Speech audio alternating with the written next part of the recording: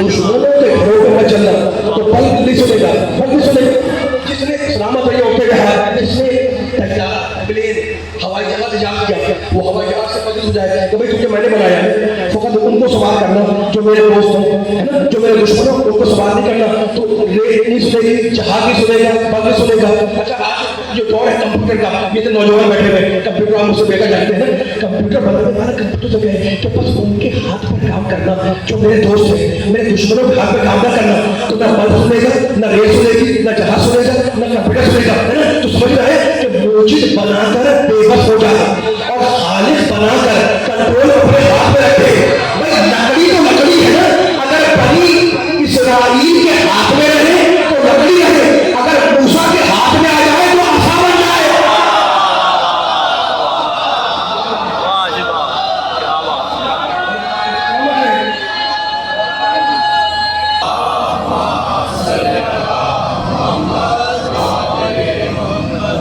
بڑا خالقیت ناز کے اللہ پروردگار عالم نے، ٹھیک ہے نا، اور اس سے ایک نمونہ بتایا اس آیت کے اندر خلاقیت کا ایک نمونہ ہے۔ ذرا سی بارش بات ہے مقام توحید پر میرا ساتھ دے کے مولا سے تاثیر مانگوں کا جملہ پہنچا سکوں، اور اتنے علمی اور پڑھنے کی جو بیدار سماعتیں علمی بھی ہیں اور بیدار بھی ہیں۔ ارے بیٹھے ہوں تو یہ مطالب اور یہ موضوعات اور یہ ٹاپک یہ عنوانات چھیڑنے کا دل بھی چاہتا ہے۔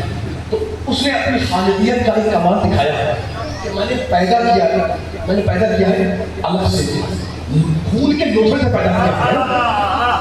یہ اس نے اپنا خلق کا ایک کرشمہ دکھایا ہے نا، اللہ بكل شيء عليم، وہ خلقت کے تمام راستوں سے واقف ہے، لیکن اس نے ایک طریقہ بتایا کہ میں نے جب خود سے پیدا کیا۔ اچھا کس نے پیدا کیا؟ بسم ربک الذی خلق، رب نے خلق کیا۔ کس نے خلق کیا؟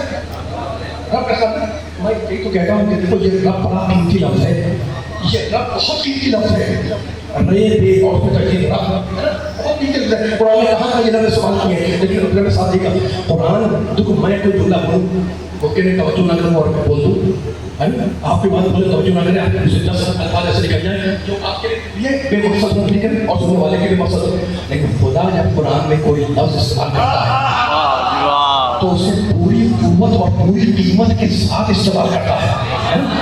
اب آپ کو حق ہے اس سے دلیل مانگنے کا، آپ نے کہا بے شک ایسے ہی ہے نا، لیکن آپ کو حق ہے اس سے دلیل مانگنے کا، ٹھیک ہے۔ اچھا تو اب پروردگار قرآن میں جو لفظ استعمال کرتا ہے پوری قوت اور پوری قیمت کے ساتھ استعمال کرتا ہے، ٹھیک ہے۔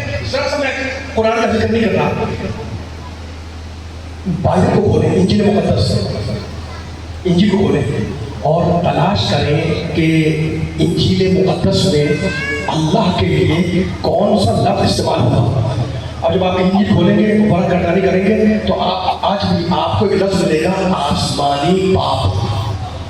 انجیل میں اللہ کے لیے جو لفظ استعمال ہوا وہ لفظ ہے آسمانی باپ، باپ کا استعمال ہوا، ٹھیک ہے نا۔ اب قرآن پڑھیں، قرآن شروع کرنا سنو، بسم اللہ الرحمن الرحیم، بول کے رہنے میرے ساتھ ساتھ، الحمدللہ،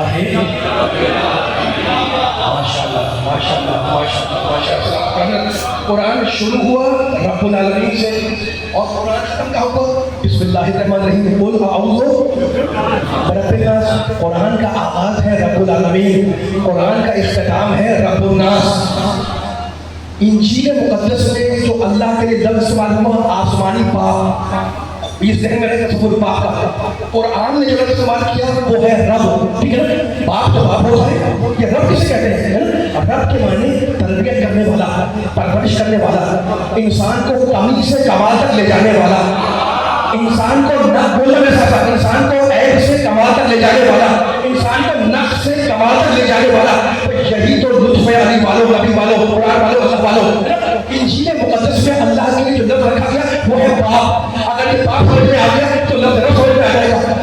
یہی کہا کہ اللہ آسمانی باپ ہے، اللہ باپ ہے۔ یہ باپ کسے کہتے ہیں؟ باپ کسے کہتے ہیں؟ بھائی سب کو اللہ سلامت رکھے جن کے باپ زندہ ہے اور جن کے دنیا سے جا چکے ہیں، اللہ ان کی مفت کرے، لیکن کیا کہنا چاہ رہا ہوں میں، یہ لفظ باپ کا مفہوم سمجھ میں آ جائے۔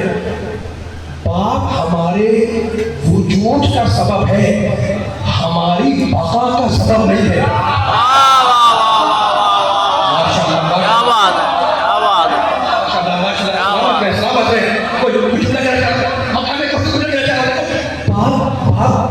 آپ کے سامنے آئے پڑھ کے گزرا ہوتا ہے، پڑھوں کے اندر باپ ہمارے وجود کا، ہمارے وجود کا سبب ہے نا، ہماری بقا کا سبب نہیں ہے۔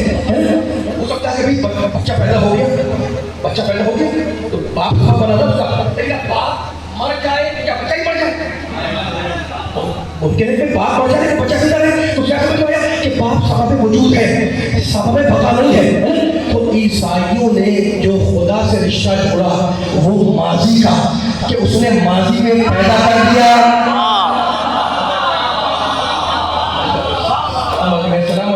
عیسائیوں نے باپ سبب وجود ہے نا، سبب بچہ تو نہیں ہے، بچہ پیدا ہو کے باقی رہے مستقبل میں، باپ کا کوئی تعلق نہیں ہے، لیکن وجود کا سبب بنا ہے۔ تو عیسائیوں نے جو خدا سے اپنا رشتہ قائم کیا، جو تعلق قائم کیا، وہ ہے دوستوں ماضی کا، کہ اس نے ماضی میں پیدا کر دیا، بس ختم ہے نا۔ لیکن قرآن نے جو رشتہ جوڑا وہ ہے رب کا، رب کے معنی پالنے والا، کمی سے کمال تک پہنچانے والا، انسان کے نفس دور کرنے والا۔ تو جب تک انسان میں ہے باقی رہے گا، ایک رب کا وجود ضروری ہے۔